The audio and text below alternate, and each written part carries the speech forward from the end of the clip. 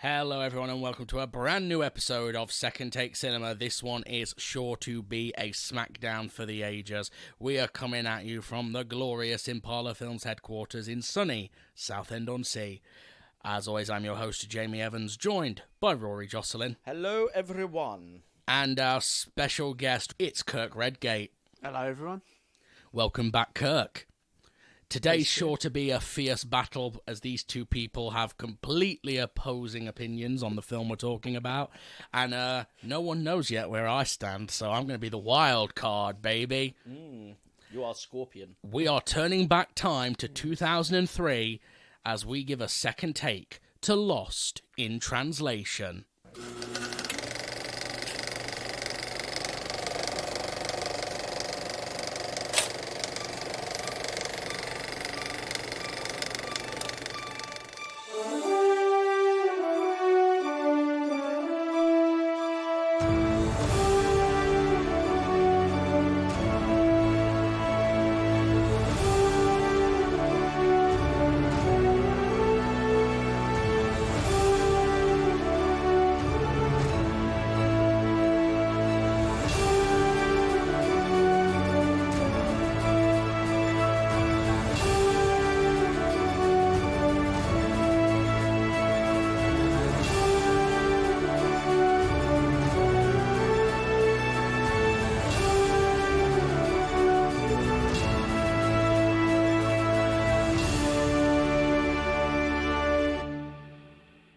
Lost in Translation is a 2003 independently produced romantic comedy drama film starring Bill Murray, Scarlett Johansson, Giovanni Ribisi, and Anna Faris. It was made for a budget of $4 million and grossed $118.7 million. Sorry, independently produced? It was produced? It was independently produced. It was not produced through a production company. Oh, I see. Yeah. I was going to say, because it's Francis Ford Coppola producing it. Because it's his daughter. It's his daughter's film, Yeah. but he produced Written and directed by Sofia... Executive produced it, I think. Yeah. Right. That means he put some money in, didn't he? Yeah. The $4 million, probably. Yeah. Probably the whole budget.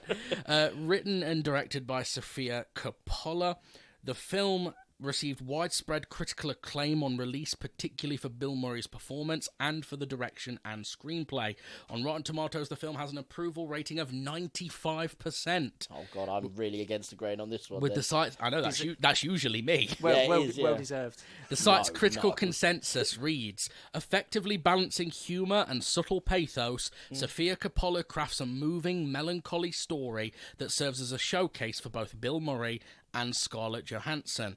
Critics widely praised Murray's performance as Bob, commending his handling of a more serious role that was combined with the comedic persona for which he was most broadly known. Edelstein argued that it was the Bill Murray performance we've been waiting for, adding that his two halves have never come together as they do here, in a way that connects that hilarious detachment with the deep and abiding sense of isolation that must have spawned it. Lisa Schwartzbaum of Entertainment Weekly regarded Murray's performance as Oscar-worthy and lauded it as his most vulnerable and unmannered to date. She praised his treatment of a more delicate role as well as his improvisation in the film's comic sequences. Roger Ebert gave Lost in Translation 4 out of 4 stars and named it the second best film of the year. Describing it as sweet and sad at the same time, it is sardonic and funny. Coppola received a similar level of acclaim for her screenplay and direction, with Kenneth Turan of the Los Angeles Times commenting that it was tart and sweet, unmistakably funny and exceptionally well observed, which marks Coppola as a mature talent with a distinct sensibility and the means to express it. Did she call Coppola a tart? No, it means tart as in, like, how something can taste tart in your mouth. Do you know about the word tart? Yeah, Something I can know be the word, tart. but how does it, like... Don't ask me to describe it, I don't know. No, I just don't know how it applies. It's when something is kind of sweet but bitter at the same time. Oh, so I guess It's I a can understand the raspberry. context a little bit. A little bit. A little bit, yeah. Tart, Raspberries yeah, can it be is. described as tart. Yeah, they are, yeah. So it's a raspberry movie. Yes. Yeah. Tart. In his Very tarty. In his review for the New York Observer, Andrew Saris called the film "that rarity of rarities, a grown-up romance based on the deliberate repression of sexual gratification. When independent films are exploding with erotic images edging ever closer to outright pornography, Ms. Coppola and her colleagues have replaced sexual facility with emotional longing without being too coy or self-congratulatory in the process." I'm just going to see if I can find any opposing views. I just want to say, like, he says there's no sexual gratuity, but throughout the entire film, including the opening shot of the movie, Scarlett Johansson's arse It's a is good out. opening shot, man. Did you know that on the I'm Wikipedia... not ashamed of that. I like Scarlett Johansson's ass, Sure. but you can't say there's no reason for her ass to be out for most of this film. So, on the Wikipedia, we're not going to go into it. Well, we actually will talk about it ourselves later. I'm not going to read it from Wikipedia. There is an entire multi-paragraph section dedicated to the meaning of the opening shot, which is the shot of her arse. That sounds like a man with way too much time on his hands going, it's honestly, Mum, I really like the shot because it's artistic, Mum. Yeah. No, Mum. I don't really. Yeah. It's not her bum that makes it sexy, Mum. I just think it's eye candy, really. Yeah. Gorgeous. More than 200... I agree. Lost in Translation was listed as Best Film of the Year by more than 235 different critics, and I wish I could give you a balanced view of someone saying it wasn't very good.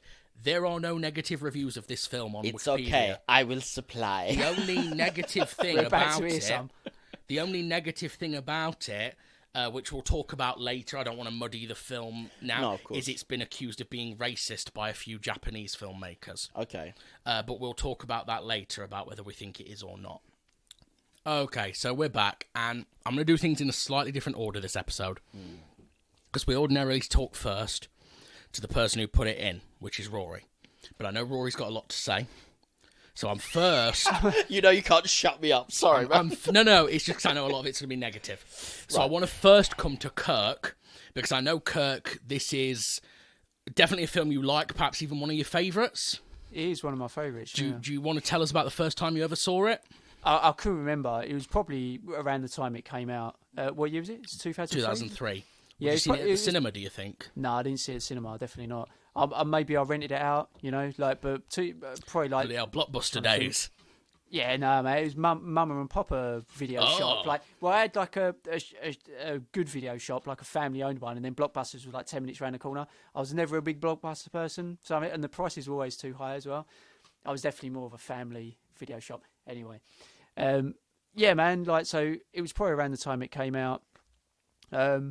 I've always had like a fascination with Japan. I've always wanted to go. I've never been lucky enough to have been there. And I think Japan is sort of like almost like a lead character in the film, really. It transports you to Japan. And I think it's also sort of like one of the best films, I think, representing loneliness. You've got the two characters, both there for different reasons. They shouldn't really have anything in common of it, really, but they just obviously they connect from their loneliness, don't they? Yeah, like loneliness, being same place, same time, or whatever. I really like their connection out of nowhere kind of thing, their connection and stuff. I don't really know how to get into it, really, because it's a very simple The plot is quite straightforward, isn't it? But it plays a lot of it. I'll save any of my negativity at the moment, but it plays a lot of it incredibly well, and it does what it does very well. So it's not a plot with lots of twists and turns, for example, but what it has, it tells incredibly strongly. Yeah, it's kind of like just a connection between two people who are lonely. Yeah, well, out there they are anyway. And I don't know, I just find it interesting. Like, Scarlett's in a place where she's just been married. I don't know why she married that guy. She's clearly, like, having doubts about it and stuff like that. You're starting to connect with one of my major issues with the film. Yeah, it's a bit odd. She obviously married this guy, and it's a bit strange because you think, why did you marry this guy? There seems to be no real chemistry between them at all. He's just there working as a photographer. She's going along for the ride. She's stuck in Japan because of him. No, she's stuck in Japan because of herself. True. Because he says you knew this was a work trip and you asked to come along. Oh, right, okay. So she fudges herself and puts the onus on him. Oh, right, okay, yeah, fair enough. I don't know why she married that guy. No. And then obviously, Bill Murray's at a stage, I think he's just having a bit of a midlife crisis. Obviously, he was a big actor and stuff like that. He's there doing whiskey commercials. He's obviously married and got a kid and stuff like that. And I think he's midlife crisis. Things ain't particularly going very well with a wife and stuff like that. Yeah. And then it seems it's become a bit loveless, hasn't it? He's still kind of trying to find himself, I'm guessing, past his middle age. Sure. But whenever he tries to be nice to his wife, it kind of always ends up falling flat. Mm. And, she's just like, well, if you can be asked to see your kids or whatever. Mm. And he kind of, the will is there to want to be nice to his family. Mm. But he always ends up fudging it. And I don't think her attitude helps either. And it's very clear that whatever love they have... Whatever phone calls they have on the phone, she's... fizzled out. Yeah, definitely, yeah. But he's still trying to be, like, a partner, like you say. He's still trying, but then obviously he ends up having this connection with Scarlett out of nowhere. And I think it's a really sweet kind of connection they have. Yeah. It's good to have, let's say, a romantic film, which it kind of is, but without any actual sexual nature in the film, really. Like, they just bond. And I think that's quite unusual in a film. There's always normally got to be a sex scene, or this is just very pure to me, and it's just two people connecting.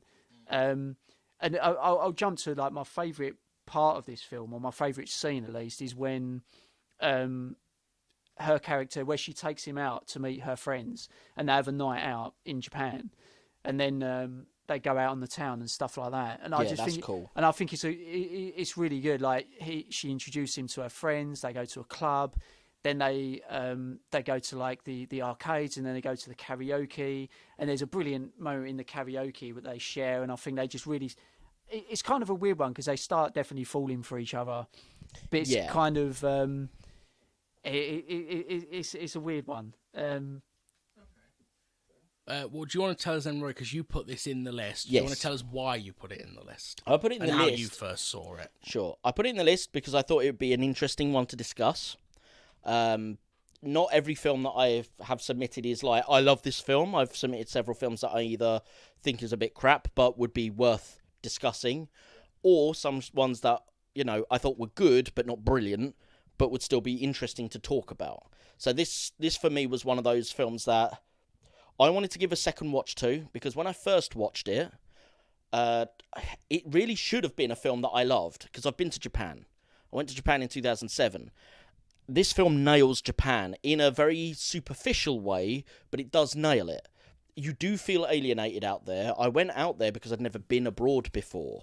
And I thought, well, I'm now 21. That's a big trip for your first trip abroad. But that was the point. Some people go to, like, Spain. But that's my point. Or France. Scary, But that was the point. Because Yeah. I got to 21, had never been outside of the UK, and thought, well, if I'm going to go abroad now, I don't want to just go, like, hop over the border. Oh, I saw Paris. I want to go somewhere more extreme. And Japan has always fascinated me as a culture. Cook to Same Rory in North Korea. Yeah. My point is I'd been to Japan. I'd enjoyed Japan. It was very alienating. It was a big culture shock, but that's why I wanted to go. I didn't want to go somewhere and go, I can get fish and chips like I do at home. It's like I wanted to go somewhere where it was very, I had a culture shock. You couldn't really visit anywhere else that's more alienated than going to Japan. Yeah, Like, that is not without running risks on my health. Yeah, exactly. Like North Korea, etc. A safe place that or isn't Russia. very alienated. Exactly. Yeah. So Japan was a brilliant, safe cultural shock option. I'm jealous that you went. I'd love to go. Yeah, no, honestly, I would recommend it. It's fantastic. Honestly, dude, it's brilliant. The point is, though, so in a way, this film is almost written for me, because all the options where it shows the zaniness of Japan, 100% accurate. Like the talk show and things. Yeah, and the prostitute and the things I hate like that. that. That talk show's cringy. Yeah. I hate that so much. Lip my stocking. Oh yeah, that's a weird scene, isn't it? All of that stuff is brilliant. It shows Japan in a bit of a two-dimensional light, which is probably where it's going to come into the racism thing later that you were mentioning. But in terms of its facade, it's very easily recognisable as Japan. You are alienated, and there is nothing UK or American-ish around you. There's like little flickers of it.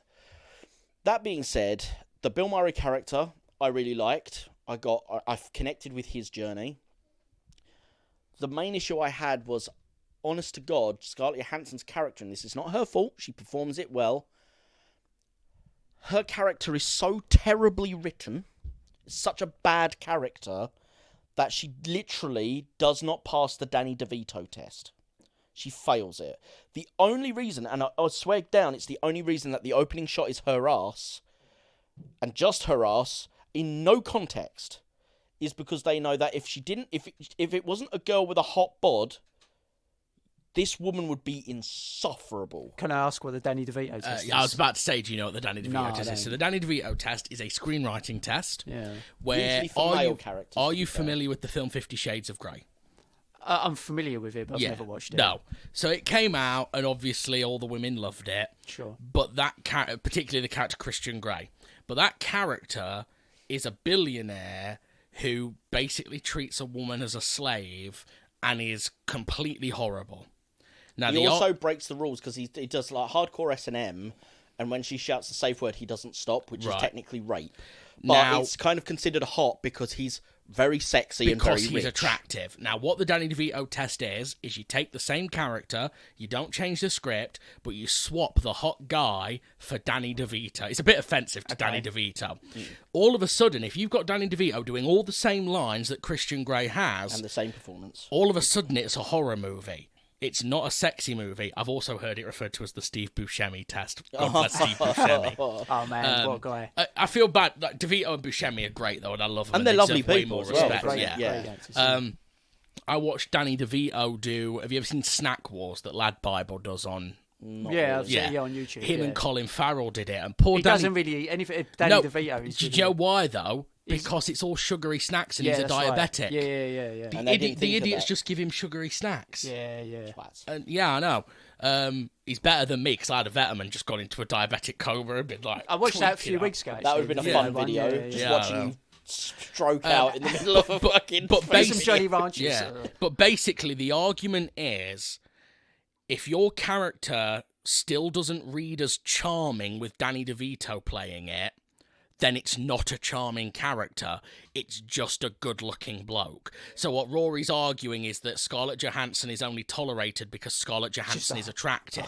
If you were to put a less attractive actress in that role, she's insufferable. People would realise that the character's badly written, is what Rory's arguing. I'm not saying he's right. That is my viewpoint. That's Rory's viewpoint. Anyway. Honestly, so there, we've explained the Danny DeVito test. Yeah. So that's my main... That is, and it's such a big issue because, again, while there are side characters and things like that, realistically, this is a duet between two lead actors, Bill Murray and Scarlett Johansson. Yeah. Now, I love Scarlett Johansson. I love Bill Murray. Scarlett Johansson plays the role well, but again, if she was not beautiful, her character would be completely insufferable to everyone. It's just that I noticed it regardless of that. Okay.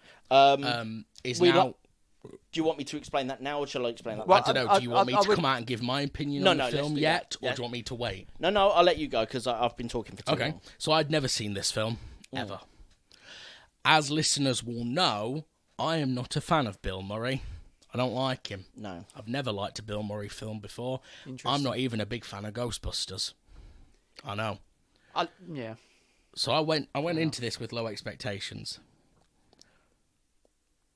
I really liked this movie. Yeah. Interesting. I really liked it. Really? And it's the best Bill Murray film I've ever seen. Bill Murray's performance is exceptional. I wasn't really expecting that. Yeah. And the film plays to me... What it reminded me of, I don't know if any of you have ever seen this, and unfortunately, if you didn't like this, Rory, you might be in trouble with one of our STC films we're going to do later. Have either of you seen the film Before Sunrise? No.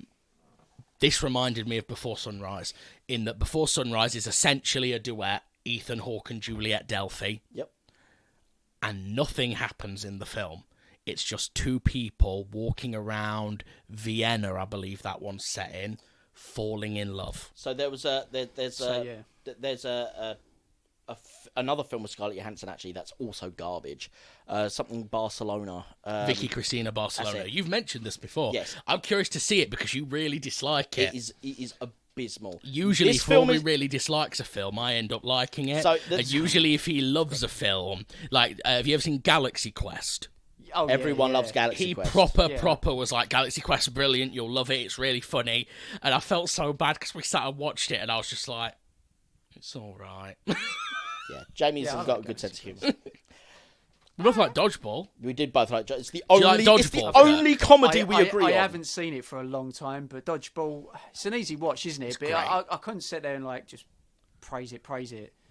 I haven't seen it probably since it came out. We literally like. Ain't they making another one? We're not interested in that shit. Well, I'm not They interested don't in need to any do another remake. one. I'm not interested in any.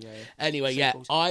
to my surprise, I really liked it. I thought this is the first time I've ever found Bill Murray actually funny. Bill Murray is good in this. It was an interesting point you made because it is really a film pretty much about nothing. It's just like watching two people. But that's not my problem with the film. No, it's not at all. Your problem is your main problem, it sounds like, is you don't like the Scarlett Johansson character. Is that Scarlett right? Johansson character is one of the worst characters in cinema.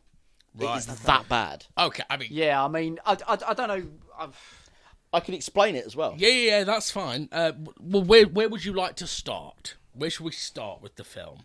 I'd like to know what Rory hates so much about. Okay, should we start with Scarlett Johansson then? We can get Scarlett Johansson problems out of the way. So, number one, not an issue with Scarlett Johansson in and of herself. I am a big fan of Scarlett Johansson as an actress, and she does, honestly, the best she can do with a terrible part. The issue is the part. It's how it's written. This character in particular. So I'll go. Let's wipe her out, and then I can get on with praising what I really liked about this film. Because I really don't want to sit here and be a dickhead about one of your favourite movies and go, it's garbage. You can say whatever you like, but man. I don't want to be that guy though. Yeah, no, fair enough. But I can't get around Scarlett Johansson's character. So her character is I'll read my notes, is a simpering, worthless twat. And the reason I say that is because if you flip the character's gender, you tell me you'd give a single solitary toss about how whimpering, unimaginative, and a waste of space she is. If it was a guy who'd gone on holiday with his wife, when his wife is like, oh, I'm going on a work holiday. Well, can I come with you so I can go on a holiday? Oh, God, the wife's going on work while she's on her work holiday. What, and he met an older woman? No, it's not even about that. It's literally, she sits there moping about the fecking hotel, and then she literally just points out that as if he's the bad guy. But he's doing work. He's got passion on a job that he's doing. She joined him on a work do.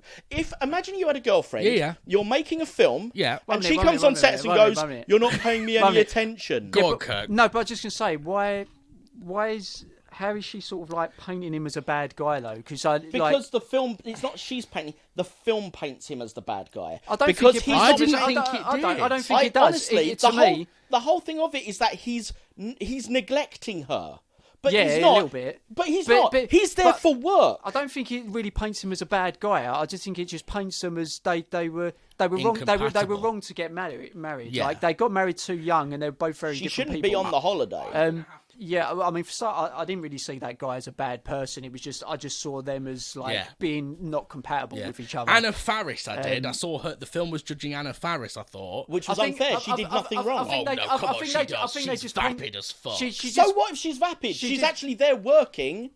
And I'm sorry, you can't call Anna Faris's character vapid and not call out Scarlett Johansson's character as vapid. Anna is seems to be that character. You just be like, oh, this.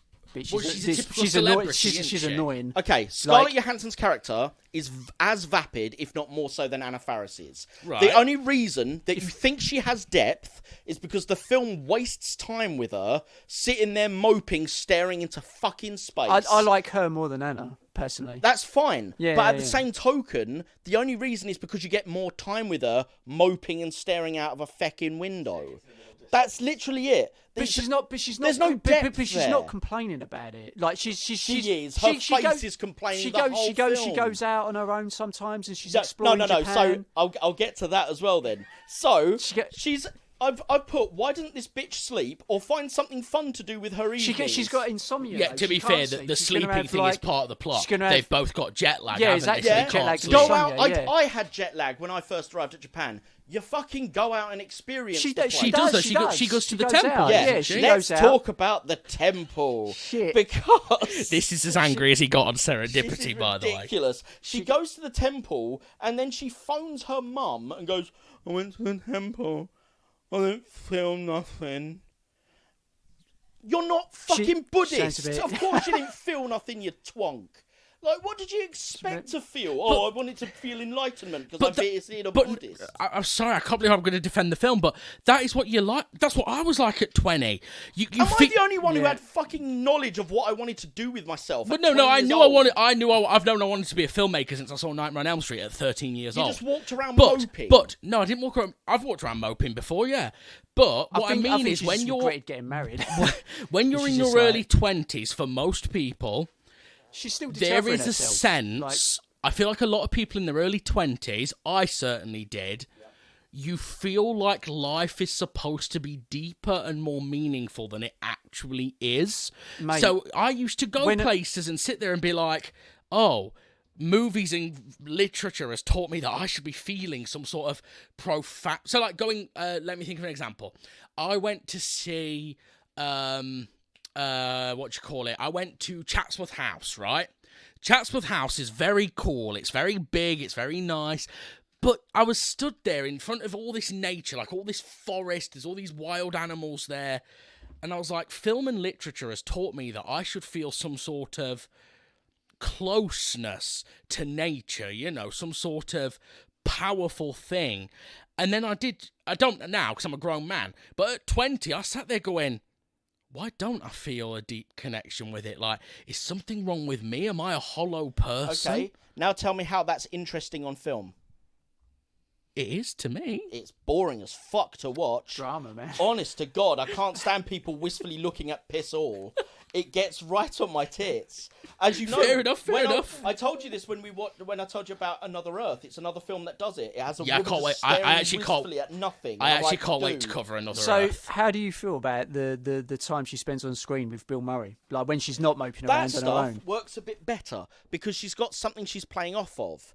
The problem is she... So, here's another note. She's been married 2.5 years. That's mentioned in the movie. So, she's been with Giamatti for 2.5 years, according to the film. That's longer than I thought, actually. Yeah, but doesn't communicate with her husband at all. She's just like, no, I'm fine, whatever. Doesn't actually mention that she's bored or what she wants. She just sort of like, no, don't want to be a problem, whatever. It's like, bitch, if you've got something to say something. Like, I haven't got time to waste. This is a movie. I'm meant to be watching for enjoyment. I want a story. Okay. I've known kind of people like that. I know what you're saying. And I don't hang around with those people for that reason. You're saying it's just not entertaining to watch her be like that. Yeah, it's boring. But it is quite realistic in like what Jamie's saying. Like, but she makes out that his love of work. Bear in mind, he's passionate about his job. Yeah. To be fair to him, he's got something he's passionate about. Sure. He's gone there for that passion. Yeah. She's tagged along. Yeah. She's now making out, and the way that the film is directed makes out that he is alienating her because he's fixating on the work, not on her. Here's the big problem with it, right? So she's got all of that issue with him. Make something of yourself then. All she does is walk around looking wistful and going, don't feel nothing. There's nothing. You do a crossword, love. There's anything you could do with your life. There's nothing I can say. I don't know if I don't feel like she's so like depressing and lost as you make her out to be. She is, like, though. I know she mopes around a bit and stuff like that, but then, you know, she kind of starts doing it when she meets Bill and stuff like that. She just seems very fucking lost, and I think she got married too young. Why she married that guy, I don't fucking know. I don't know if she... I have more in common with him than I do with her. See, because he's doing a job. To be fair, you're nearly 40. Of course you do. Dude, I never felt like this. She's just like, the way that you're talking about this woman, staring listfully at fuck all and going, oh, but it's a little bit deep somewhere, I've literally never felt it. I don't understand it. To be fair, we've established this, haven't we? Some people, even people now our age or whatever, are still just a little bit lost and don't know what they want to do with their life. Yeah. Like, and she's just one of those people. Like, I know plenty of people who are like that who just don't know what they want to do. My ex was like this. My ex, at the time, I mean, we broke up when we were 27. But I'm guilty of it now. By 27, she still didn't know what she wanted to do with her life. Mate, I'm fucking 39 and I still feel the same a lot of the time. I mean, everyone's circumstances are different, obviously. Yeah, of course. But sometimes you just don't know what the fuck you really want to do. There's a bunch of shit you want to do. Yeah. But, you know, sometimes it's hard to just find a place in the world where you fit and you want to I'm really lucky in that I've known what I wanted to do, for better or worse, since I was 13. And I say for worse because sometimes I wish I could give up on filmmaking because it's certainly not a fucking easy life, is it? I mean, right Scarlett's character just isn't. She ain't very positive about herself. She even says, like, to Bill at one point, Like, I take photographs, but I hate what I take and stuff like that. That's another example, though. Some people because just are not confident. she mentions about 3 things to him that she's done and she's given up on. Yeah. The reason she fails isn't because she didn't do very well the first time. It's because she gave up. And every single thing in this film is about her giving up. And she's given up on the marriage. She's given up on the photography. She gives up on Japan. That she sits in a Buddhist temple once and goes, I didn't feel nothing, so I'm never going back. But that just don't make an interesting character. It doesn't make it... No, not for me. I think this is... that gives up on everything is not interesting. Yeah, it's a waste of space. I think what we're coming down to here is a taste issue.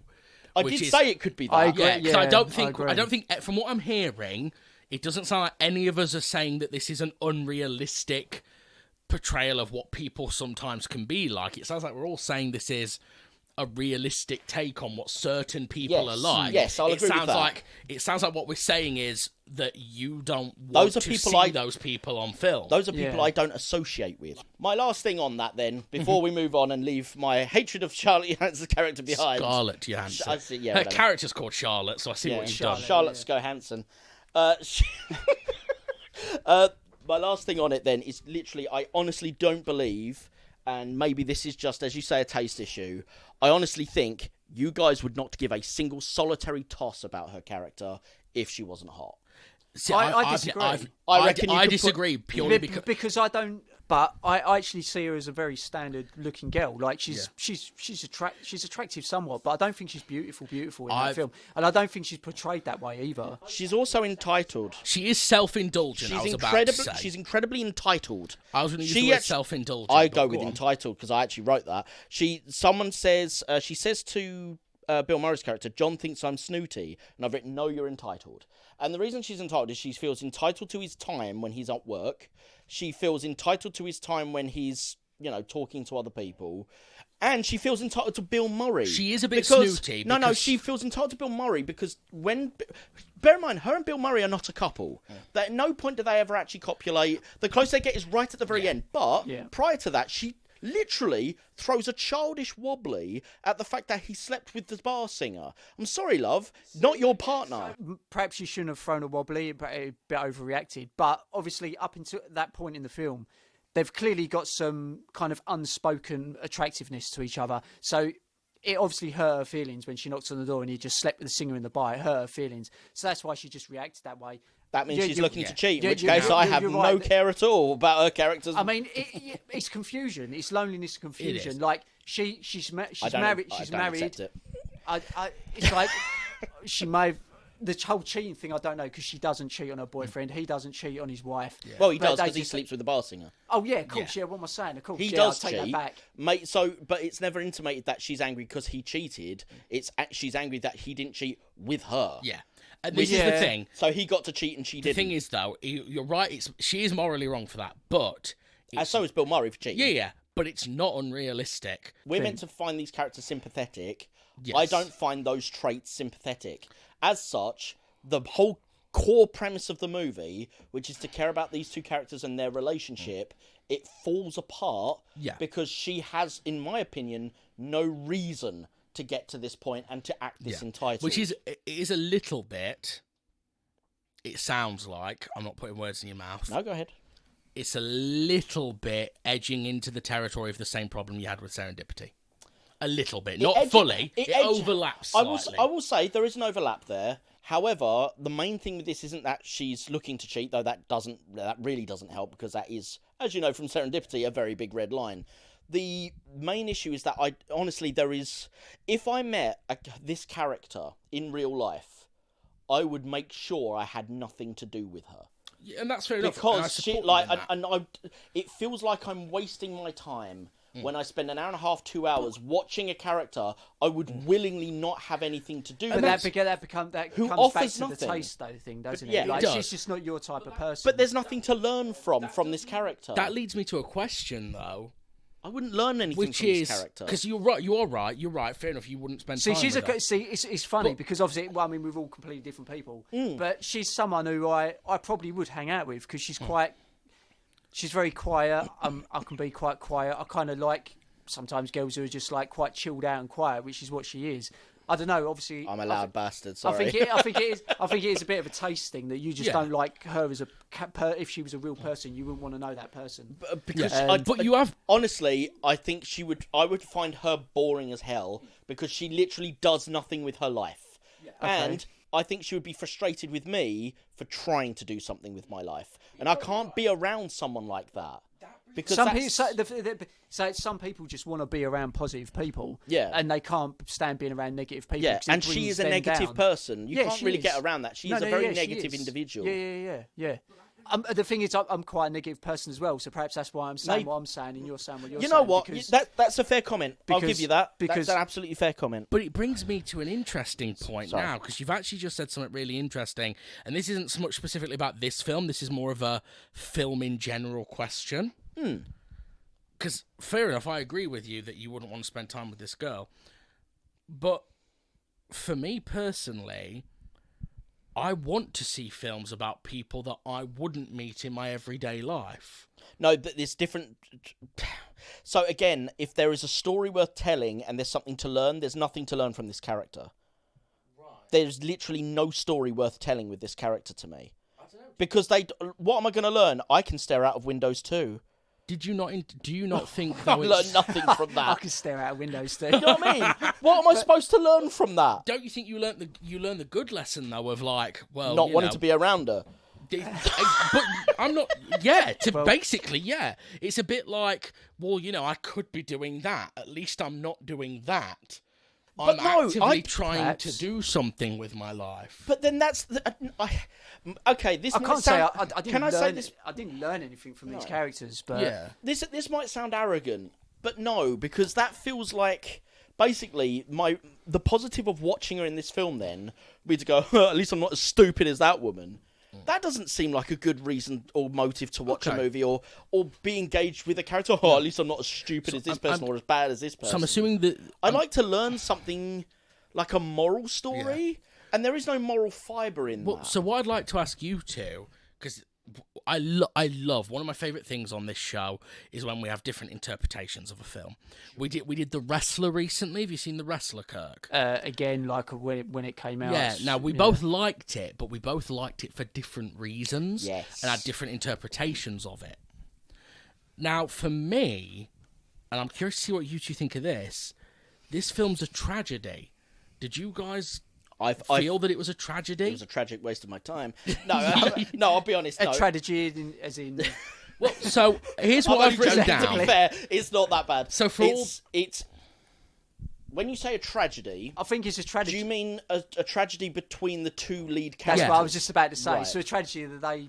I'll agree with that. Connect, but then they get pulled apart. Well, they can never be together. Here's what I've written down. Yeah, that is a strategy. For all the ones that we've pre-watched, I've written down a little bit about my thoughts. Yeah. I've written it's a low-key drama in which two suitably matched souls must face the fact that time is not on their side. I agree. They cannot be together because Bill Murray is way further in life than she is. Yeah. To be fair, if this film ended with them getting together, I would be on your side and say this film's garbage. So would I, yeah. Like, honestly, the one thing it does get right is because they are at different life points, and they even openly state in the film, this is a positive on the script, they state that the only way they can be together is in this one moment. They're like, maybe we can come back and relive this moment. But they both know they can't. Exactly, I've put here, the film wisely avoids any graphic scenes or having the two protagonists get together. Yeah. Lick my stocking. Yeah. Furthering their... He touches her foot when they're laying on the bed talking, but that's so subtle, though. It is. Furthering their tragic situation. The two are alienated and seek one another out. The fact that the final lines are mumbled leaves a certain ambiguity. I like the fact we don't hear them. I don't want to know. I know loads of people ask Bill Murray, don't they? What was the final You know what? lines? It's a very smart move because it makes you want to know, but you don't need to know. I'd like to think... I don't know if you guys have your interpretation of what you think he said to her. I'd like to think that he said to her... I couldn't get it up for the singer.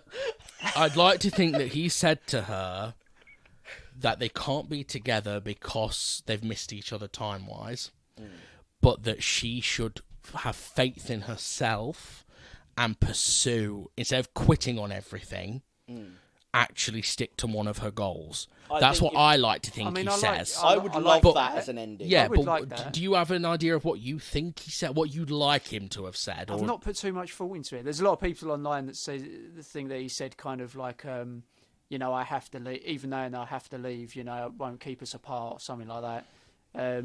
But what you said is sweet as well. I ain't really put too much thought into it. But, Okay, that's fine. Do you have an idea of what you'd like him to have said? Oh, here we go.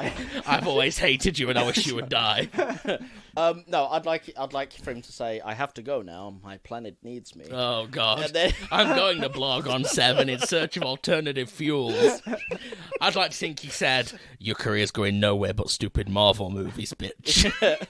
I like what you said though. Like Yeah. a positive thing, something positive for her to take away from the experience Yeah. of them What would meeting have would be really good. Yeah, what would have helped me reach that conclusion with you, because that is a better ending, but I don't necessarily need them to say it that explicitly, would be if there was maybe a little bit more of it shown throughout the film that he was helping her find some focus. Okay, I can get on board with that. That, I think, would have made me enjoy her character a bit more, because, yeah, she starts off as this wayfish, nothing character, but if him being around him gave her the benefit of actually trying to draw some focus or some inspiration just to not necessarily perfect something immediately, but just to stick at something and keep going at it, that would be enough for then that ending to work. And you know what? I'd prefer the film a lot more. Okay. I think. Do you think that's what might have happened though? Like she obviously had a good, But we don't see it. No, and I think that's good, to be fair. I'm happy with think my belief of what he said, but I wouldn't want the film to confirm that that's what he said. I'd like at least more hints towards it. Yeah, okay. That's all I want. I don't need it explicit, because you're right.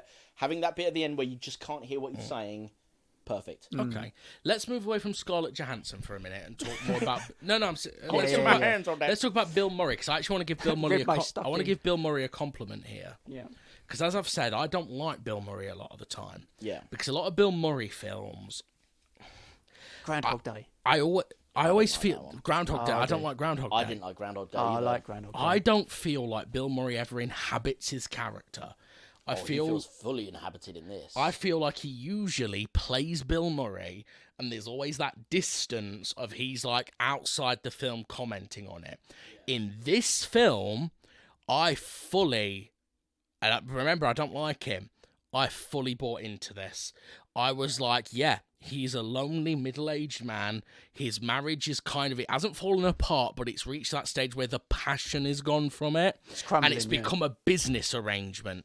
Every time he rings his wife, she's all business. Yeah, I've got to take the kids to school. I've got to do this. I've got to do that. So what kind of carpet should we have? What kind of carpet should we... And that's such a bloke thing, isn't it? It's I don't fine. You like the burgundy, let's get the burgundy. Yeah, he's burnt out from it all. Bill and I don't usually find Bill Murray funny. In Ghostbusters, I find every other character funnier than Bill Murray. I find him quite tiresome. In this, I actually find him really funny when he's doing the Suntory whiskey commercial. Yeah. And they're like, louder, more intensity. Yeah. And he's like, that's all he said. Slower, more intensity. Yeah. So what I will say about Bill Murray, I think what the reason that he works best in this film, honestly, this is his best performance I've ever seen. Yeah, I agree. Oh, yeah, definitely. The reason is Bill Murray is kind of an odd duck with his comedy. I think that would be safe to say. He has this charming sort of wit side, but he's also very acerbic. He's very detached, isn't he? Yeah, and detached. Now, the problem is in something like Ghostbusters, where he's meant to be playing like this kind of suave, cool lead, his detachment kind of works against him. To be honest. And in Groundhog Day, the detachment, where he's the only main lead, his detachment actually brings me a bit out of the movie more so. Obviously not necessarily for yourself, but for me, it detaches me a bit too much. Sometimes one or the other element of him, he either needs to be fully acerbic, in which case his wit and charm ruin it, or he needs to be completely witty and charming, in which case his acerbic nature kind of spoils it. Which, to be fair, this is the perfect movie, because literally it brings both together equally. And that's what that critic said at the beginning when we read the reception. He said, didn't he, never before of the two halves of Murray united so well. What I want to say is... I'm guessing we're going to move into the Japanese culture part. Yeah, I just want to say the funniest bit in the film for me was, you know, when he does the Roger Moore bit and they've had to, like, bull clip his suit up together. Yeah. He then goes to the bar and that's when he first meets Scarlett Johansson, isn't it? Yeah. I did actually laugh out loud at the end of that scene because he's surprisingly charming there. He's very charming. Yeah. And when he turns around and he's still got the clips, I actually laughed out loud. Yeah, that's good. Yeah. I was like, fair play. That's just actually good comedy. Yeah. There's some good play like that in this. The Japanese elements of this film, they're very good in terms of giving you an idea of the alienation and the culture shock. It doesn't give you a very three-dimensional view of Japan, to be fair, but from what you would get on a holiday to Japan, it is exactly what you can expect. Because obviously when you go on a holiday somewhere for a week or 2 weeks, you're not going to get all of the cultural background and enrichment that you would hope to get from, you know, visiting a place. Because you can only really see what's on the surface. You'd have to live there a while to get a lot more of the detail. So on that level, its showcase of Japan is perfect. But I can appreciate that maybe the Japanese may have found it too base compared to, you know, she visits a Buddhist temple, don't really learn anything about Buddhism. She does some feng shui for a scene. We don't really learn much about feng shui or what the point is. She goes to a Japanese arcade in Akihabara, and we don't really learn anything about the gaming culture there. She just sees some people playing some games and then stares wistfully. Doesn't it? That annoyed me. She didn't even play a game. I'm like, bitch, all you have to do is put in a coin. That's true. That's all you have to do is coin, see if you like it. She's just at least try it. She just stares like, oh, these people have fun. I wish I could have fun. Yeah, Put the money in. You just wanted to see her playing Dance Dance Revolution. It kind of just highlights kind of how boring she is. Oh, yeah. And it's the fact she didn't even give it a shot. But I suppose to be fair, I will give this to the film because maybe I'm being a little harsh. Yeah, she doesn't experience it there. She's being a bit of a boring dick. But when she then starts hanging out with Bill Murray, she puts on the wig, she starts experimenting a bit while she's out with a friend. That's my favourite part of the film. So, yeah, that is a good... Where they go out to the karaoke bar. Yeah. I love the karaoke bar, and when Scarlett goes outside and she's smoking the cigarette and Bill comes out, and it's that nice moment where no words are spoken, she's got the wig on, and she just rests her head on his shoulder and they're smoking a cigarette. Yes. And it's just like, and you're just like, they just had a great night out together. Yeah. And it was like, and it's that kind of like... just enjoy the moment. Like, it reminds people to just enjoy life or whatever. Like, they had a good night out together. Well, we've all been on those, right? Where you Yeah, go on a night exactly. out, That's what you I mean. meet You someone remember. who you never speak to again. I think we've It's always... a perfect night out, isn't it? I think we've all been in that position where you've, like, say, you've met a girl or something, you're sitting outside and you're smoking a fag outside a club. Don't you remember the time me, you, Luke, and Joe went to Annie's... I don't smoke. Yeah, I did for me, too you, long, Luke, but- and Joe went to Annie's attic, and do you remember we met those girls? Yeah, I remember. And we just sat and talked to them. Yeah. And nothing came of it. We didn't get their numbers or out like that. Yeah. But we just just a sat and lovely talked to them for most of Yeah, it. yeah. And to be fair, this is the one solid Joe's ever done me. Joe knew the DJ, and he got him to play Poison by Alice Cooper for me. I remember that night. Do you remember? I lost my voice that night. Have you ever been to Annie's attic? I have. It's not there anymore. Bro. It's been replaced, but I think so. it became sunrooms and then it became something else. I was didn't going it? there when it was Sunrooms Sunrooms, first, Yeah. then my it was mate, Annie my attic. mate okay. owned it when it was Sunrooms. It's smaller than this room. Oh, it's innit? tiny. It's Yeah, tiny. It's ridiculous. They played Poison, and I literally blew my voice out, being like, you know, Poison. Yeah. Anyway, back to this film. I'm really surprised I liked this. I want to surprised you talk. did. I do want to talk about the role of Japan in it because actually Yeah. it sounds like you two are going to be on the same side here against me. I don't think Japan is central to the film. I think you could pick I think there's several other countries you could have set this in, Name and them. it would still work. You could. Can you it would be a name them? completely different film. I think Because I don't think there's meant like, for example, if you would set this in Spain, it doesn't work. No, I No, agree. I agree. they're- Spain they're wouldn't work because Lost Spain in translation, man. Like, it needs to they be a country could've- that's not too Americanized. But I think you could have gone with South Korea, China, most Asian countries. To be fair, You could, but Russia. there's sort of a glamour about Japan. A there lot, is. like, I do agree. which There is a glamour to There's Japan. also Korea the wouldn't have. There's also the concrete and neon city of Tokyo. Yeah. which Exactly. is unique. Like, even though there's a lot of it in Asia, Tokyo is the known area. I agree. Doing this in, say, let's swap this to Moscow for a minute. It's a bit of a different film, isn't So it? the story would work, like you say. It just wouldn't be as good, in my opinion. So actually, I've bought it up, but actually I think I am going to come around to your lot's way of thinking. I think it kind of does have to be Japan a little bit. I think it's definitely an essential part of what makes it what it is. It definitely can't be any English-speaking countries. Well, no, they wouldn't be lost, would they? Yeah. As much like they're lost because they can't. They can't understand anyone. For a I start. think South Korea would work, but Japan is the more famous, isn't it? I'd say Japan is more important than South Korea in this context, only because in the West, because of things like anime, there is a magic to Japan that is already inherent in the Western culture. Yeah. We don't yet really have that for South Korea. It's starting. There is, because of Netflix, things like that, a growing trend of knowing about South Korean culture. But certainly in the early 2000s, let's be honest, no one really gave a toss. No. We watched a film from 99, Nowhere to Hide, South Korean film. Brilliant film, at least very interesting. Nobody knows about it, because no one cared about South Korean movies at that point. What I will say is the role of Japan in this film, it could have been... so one of the suggestions I'll make, and you can agree or disagree, it's just a thought experiment. So it's not saying this is how the film should be, but it might be an interesting thought experiment. In order to get around the fact that Japan is shown in a mostly two-dimensional context in the film, what they could have done, instead of having, and this, again, you may think this should be just trying to get rid of Scarlett Johansson's character, but the story would have been about Bill Murray's character in Japan and the prostitute, the funny prostitute, because she comes in and she's part of the zaniness of Japan, which is realistically the overall that we see of Japan is the zaniness. So she starts off as that zaniness. She is, to be honest, hilarious in this film.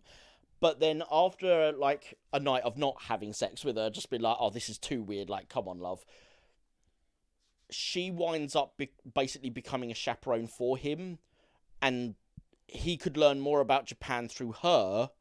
Plus, we get she becomes more of a three-dimensional character, and we learn more about the three-dimensional aspects of Japan as a culture, because we have someone who's already within it and established. Now, that does change the film fundamentally, because now it's not about two lonely people in an alien environment. It's a completely different film, yeah. But, honestly, I think I would have preferred that movie, personally.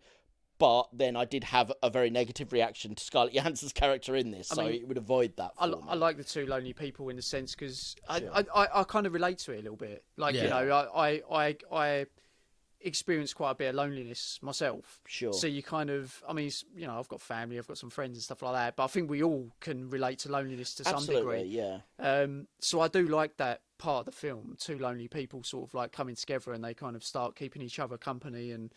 Yeah, I was just thinking it might be an interesting that woman would have been. I mean, that woman is real zany and crazy. I can't really imagine that film, but it's really weird, isn't it? She's trying to do sort of a rape fantasy with him, isn't she? Yeah, she is. Yeah, like, oh no, don't do it, Mr. Bob Harris. No, and Bob Harris. While she's on her back with her legs out, rip my tights. Oh no, don't do it, Bob Harris. Yeah. And it's just a crazy scene. Yeah, bit weird. But I'm just thinking, as a concept to get around the potential racism of this film, where it only shows Japan in a two-dimensional fashion. That would be a good way around it. But then it's to establish a character who is within that culture who can then... It's kind of like, you got the loneliness of Bill and Charlotte. Say Charlotte, it's not Bill. What's his name in it? Bob Harris. Bob. So you got Bob and Charlotte. And they're not enjoying themselves on their own. Yeah. But then when they're together is when they're really enjoying... Yeah. Well, say enjoying, they're just sort of like... You know what I mean? They're finding a sort of peace within each other. Yeah, sure, yeah. That's what I was trying to say. Yeah. Yeah, because basically the people who've called the film racist, their argument is that the film only works because it's relying on the otherness of Japanese people. Which it does. It does. Like, I'm not going to say it doesn't. The problem is I don't think the film works if you don't do that. That's why my only suggestion to try and fix that problem would fundamentally change the film. Because you're right, the only way... You can't fundamentally change a film in that way... Yeah. And keep it about people's loneliness. Which I'm not sure is racist, because it's fish out of water.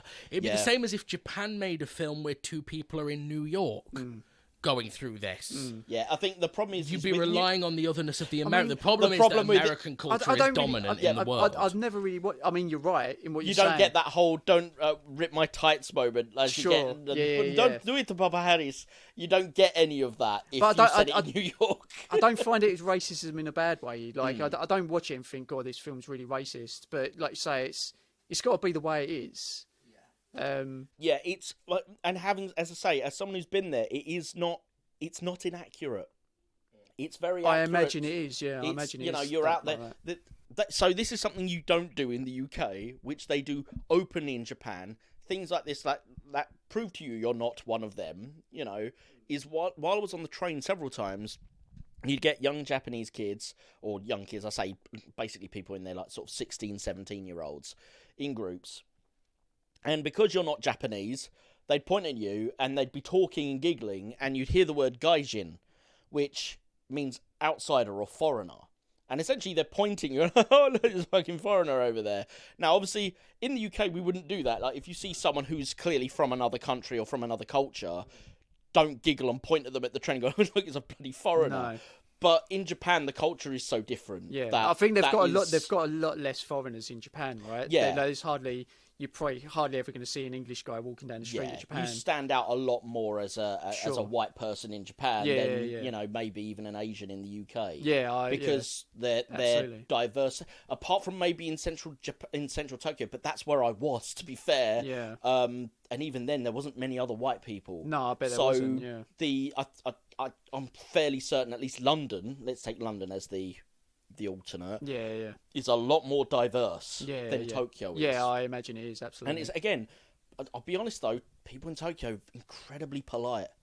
Really polite. I never had any issues while I was over there. I didn't really speak any Japanese. I think that's one thing. That is one thing I really like about Japan. They're just really put together.